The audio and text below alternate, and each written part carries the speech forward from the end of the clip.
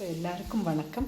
இன்றைக்கி நம்ம இந்த மட்டரிசி ஃப்ளேக்ஸ் இருக்கு இல்லையா, மட்டரிசி அவல் வச்சு ஒரு லட்டு எப்படி பண்ணலான்னு பார்க்கலாம்.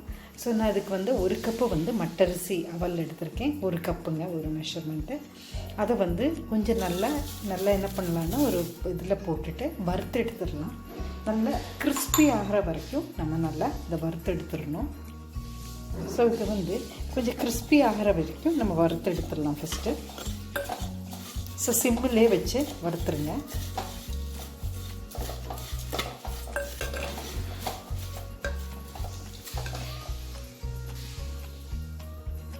ஸோ அதுக்கப்புறம் எந்த கப்பில் நம்ம அவல் எடுத்தோமோ அதே கப்பில் அரை கப்பு ரோஸ்டட் கிராம், அதாவது பொட்டுக்கடலை இல்லை பொரிக்கடலைன்னு சொல்லுவாங்க.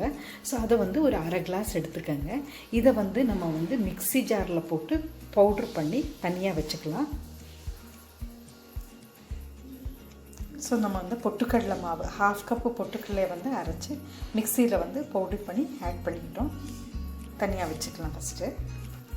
ஸோ அவல் நல்லா வறுபட்டுருச்சு, நல்லா கிறிஸ்பி ஆகிடுச்சு. இப்போ ஆஃப் பண்ணலாம். ஆஃப் பண்ணிவிட்டு கொஞ்சம் நல்லா ஆற விட்டு இதையும் மிக்சியில் பவுட்ரு பண்ணி எடுத்து வச்சிடலாம். இப்போ நம்ம எந்த கிளாஸில் அளந்துருக்கோமோ அதே இதில் 3/4 கிளாஸ் வெல்லம் எடுத்துக்கோங்க. அதை ஒரு பாத்திரத்தில் ட்ரான்ஸ்ஃபர் பண்ணிக்கலாம். ஸோ இதில் ஒரு 1/4 கிளாஸ் வருங்க, 1/4 கிளாஸ் தண்ணி விடுறேன். அதே இதில் எடுத்து இதை மெல்ட் பண்ணிடலாம். ஸோ இது கொஞ்சம் கேஸ் ஆன் பண்ணியாச்சு. இது கொஞ்சம் மெல்ட் ஆகட்டும்.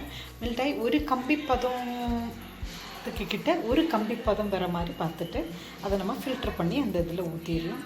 ஸோ நல்லா இது கொதி வரட்டும். ஒரு சின்ன கடாய் எடுத்துக்கோங்க. சூடானதுக்கப்புறம் ஒரு 2 ஸ்பூன் நெய் விட்டுருக்கேன், அது உருகட்டும். ஸோ இந்த வெள்ளைப்பாக கொதிக்குது.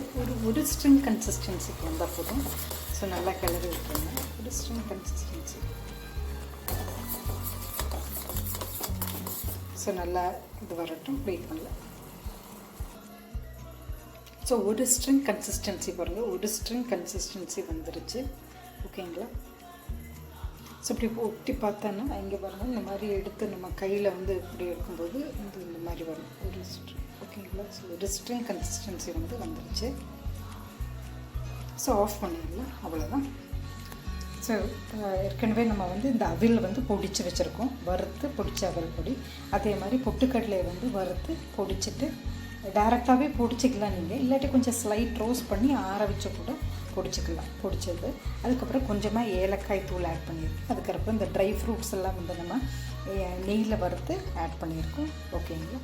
ஸோ இதோட இந்த காய்ச்சின 1 ஸ்ட்ரிங் கன்சிஸ்டன்சி வெள்ளைப்பாக ஆட் பண்ணிடலாம். ஸோ அந்த 1 ஸ்ட்ரிங் கன்சிஸ்டன்சி வெள்ளைப்பாக நல்லா ஆட் பண்ணிவிட்டு இப்போ எல்லாத்தையும் சேர்த்து மிக்ஸ் பண்ணிடலாம். ஒரு கரண்டி வச்சு மிக்ஸ் பண்ணிடலாம்.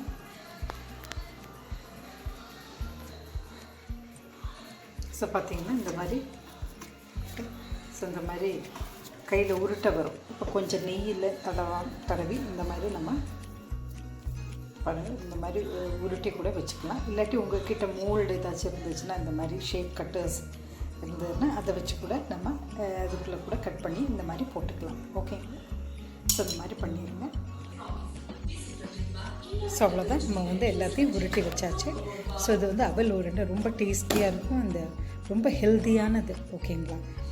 ஸோ இப்போ இதில் இப்போ நீங்கள் ரொம்ப ஹெல்த்தி ரெசிபீஸ் அப்படின்னு பார்த்தீங்கன்னா நெய் ஊற்ற வேண்டாம். நெய் ஊற்றாமல் 0 ஆயில் ரெசிபியாக கூட நீங்கள் யூஸ் பண்ணிக்கலாம், இன்கேஸ் ரொம்ப கான்ஷியஸாக இருக்கிறவங்க, ஹெல்த் கான்ஷியஸாக இருக்கிறவங்க. ஓகேங்களா? ஸோ இது 0 ஆயில் ஸ்நாக்னு கூட சொல்லலாம், இன்கேஸ் நீங்கள் கீ ஊற்றலைன்னா.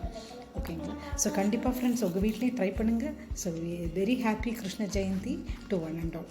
ஸோ அடுத்த வீடியோவில் இன்னும் ஒரு புது ரெசிபியுமாய் நம்ம சந்திக்கலாம். Happy Krishna Jayanti.